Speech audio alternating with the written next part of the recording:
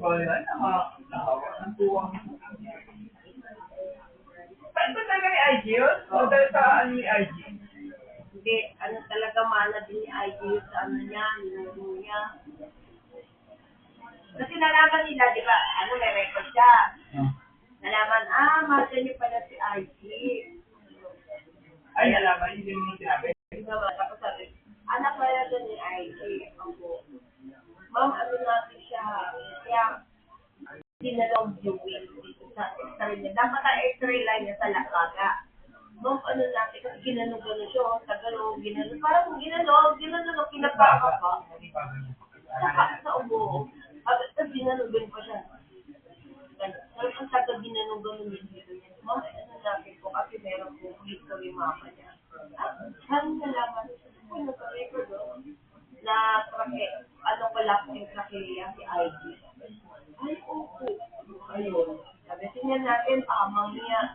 Nag-ano, sabi niya, pero ano yun, kung tanda niya, makukuha niya.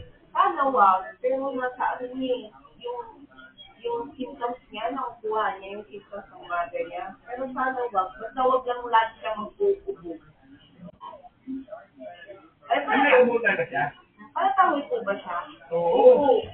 Yun. Ano, iwasan magharot siya. Di ba, yung tungga ng babae niya, di ba, hinaharot kaya? Pero yung pagkahol, madalas kasi eh.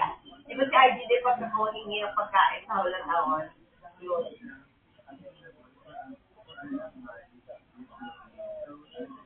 Pero sabi niya, pero si IG naman ang kinaman din sa dito.